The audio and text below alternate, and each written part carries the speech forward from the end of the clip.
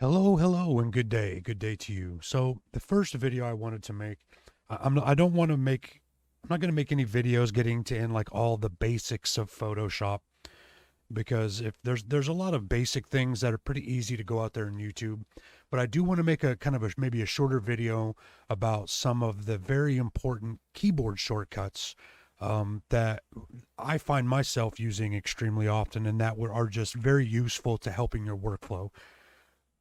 So let me go ahead and load up a picture here.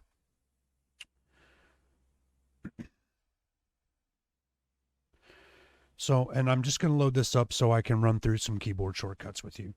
Um, the very first one I wanted to talk about is using the Alt key. If you hold down the Alt key has many uses in Photoshop, but one of the most used one of the ones that I use the most and I find extremely handy is you can hold down the Alt key, no matter which tool you're on, which tool you're using. You can hold down the Alt key, and then you use your mouse wheel to zoom in and out on your picture.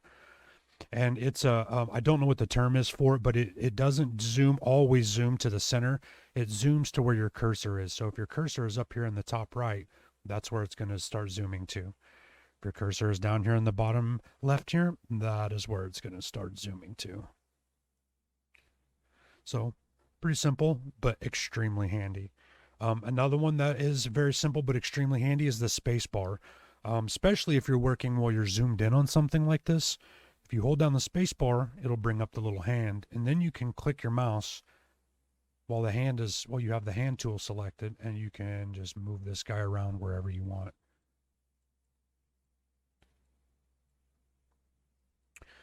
So, and a lot of people are aware of Control Z for the undo because that's a keyboard shortcut that works across most platforms. It works in various productivity software. It's a very familiar keyboard shortcut to a lot of people, but it functions a little bit different in Photoshop.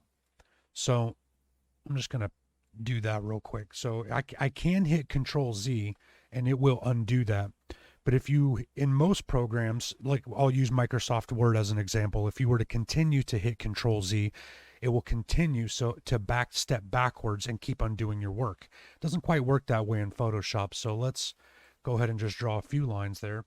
And if I hit Control Z, it's going to undo the last one I did. But if I hit Control Z again, it's going to redo. So in Photoshop, if you want to undo and keep stepping backwards, you're going to have to use Control, Alt, and Z. So if I hold Control, Alt, Z, as you'll see, as I just keep tapping Z, it will work its way backwards and undo all of them. Once again, that's holding down Control and Alt, and then continuously tapping Z. And if you just use Control Z, it will undo and redo.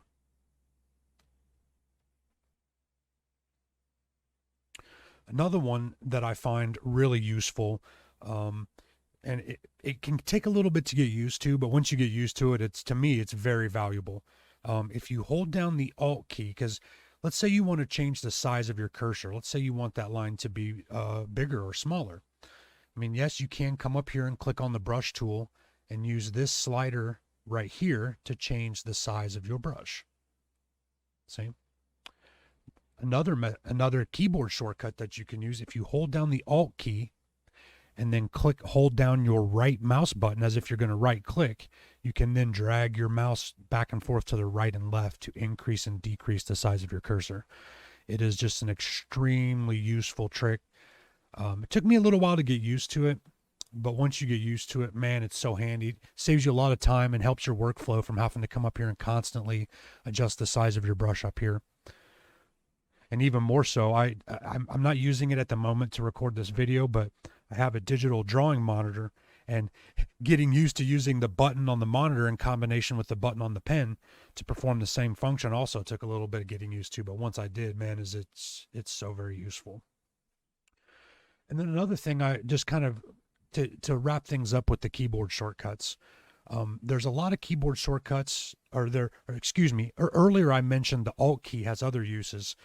Primarily when you're using these various tools up here, Alt can change and other keys can too, but Alt primarily can change the context. So let's say you're using the paintbrush tool here to paint colors, and there's a color here that you're trying to match or that you want to use. If you hold down the Alt key, it will bring up the eyedropper tool, and you can click and select one of these colors here.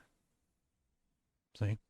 But you have to be careful. It may not, like, you're not necessarily going to get the tone you think, because whatever pixel the eyedropper hits, that's the tone it's going to pull. See, I just clicked in the same area multiple times and I got multiple shades each time, because like I said, whatever pixel the eyedropper happens to hit, that's the tone that it's going to pull.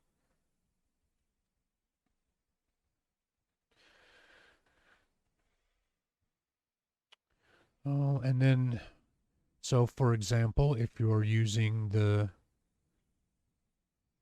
I'll just use the paint bucket tool. Same thing, when you're on the paint bucket tool, holding Alt will bring up the eyedropper. If you're using the selection tool or the move tool, holding Alt will bring up this arrow that will allow you to move the entire image like this, similar to the hand tool. See?